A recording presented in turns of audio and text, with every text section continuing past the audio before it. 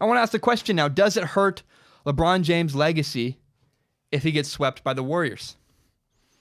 Does it hurt LeBron James' legacy if he gets swept in 4 games by the Golden State Warriors in the NBA Finals? Yes, it does. Yes, it does stain his reputation, but not because of the sweep itself. A sweep would have been fine if none of the games were competitive. If every one of the games were blowouts, we could all say, hey, you know what? LeBron James was just overmatched.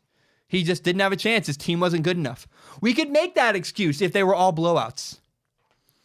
But here's some truth. Here's some real, honest truth that you may not like to hear, but it's honest and it's true.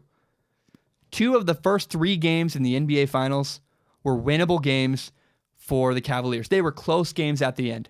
Look, and if the Warriors had shown up and just clearly smoked the Cavaliers, I mean, if the Warriors had been winning games by 20 points, again, it would have been easy. It would have been able to say, hey, look, LeBron James has insufficient help. He does not have the people to help him win this game. But right, wrong, or indifferent, LeBron James has been unable to make it happen in Game 1 and also in Game 3. LeBron James has actually had opportunities. You may not like to hear that, but it's true. LeBron James has had opportunities to win games in this series, and he did not deliver. Let me remind you, Game 1, 4.57 seconds left. 4.7 seconds left. LeBron James has the ball in his hands. What does he decide to do? He doesn't dribble out the clock and take the last shot. He doesn't play isolation basketball. LeBron James throws the ball to George Hill, giving up, relinquishing his opportunity to control his own destiny.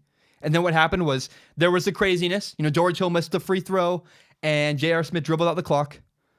But it's not like he still didn't have an opportunity. We forget. All this ridiculous stuff happened at the end of Game 1.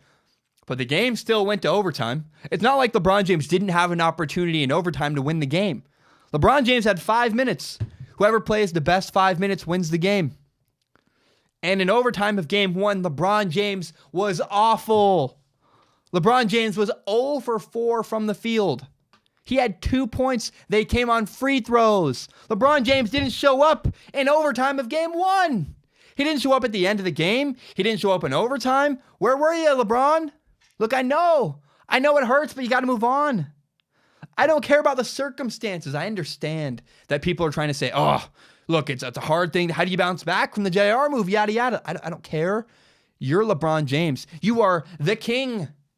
The standards are higher for LeBron James because if you're going to be the best player in the world, if you're going to be the best player ever, quote unquote, maybe, the standards are pretty high. The expectations are pretty high.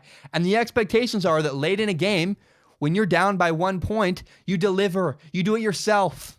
If you're tied in overtime, you go win that game. I don't care who you're playing.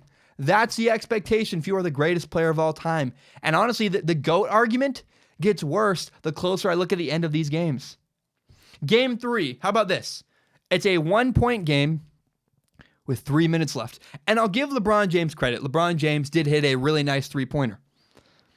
But the defining shot at the end of Game 3 was Kevin Durant, not LeBron James.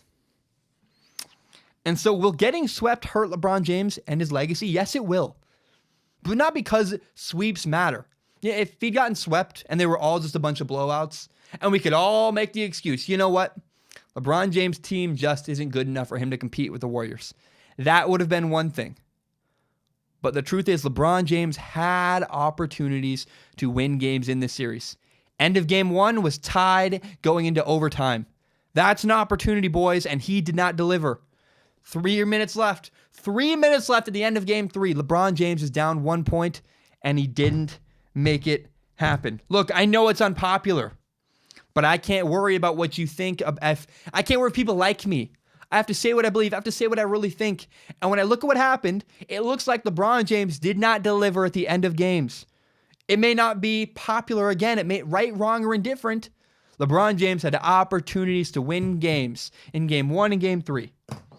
And what's going to stick in my head for years about this NBA Final Series was LeBron James' inability to deliver at the end of the game. I mean, I'll say this, man. I have the final shot. I have 4.5 seconds left.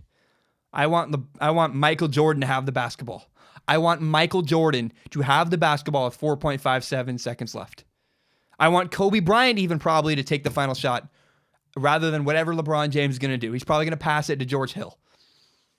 Not what I want. 3 minutes left. Down 1 point. You think Michael Jordan doesn't deliver that game? I feel like he would have. I feel like Michael Jordan wins that game. I just do. Thank you so very much for watching. Remember, you can subscribe to Strong Opinion Sports on iTunes, on SoundCloud, and on YouTube. You can find the full entire hour-long podcast on YouTube, as well as my best, most interesting clips. If you like Strong Opinion Sports as much as I do, help me grow this podcast by telling your friends about this show. Share it on Facebook, on Twitter, on Instagram, whatever it is. Help me grow this podcast by telling your friends. Thank you so much, and have a great day.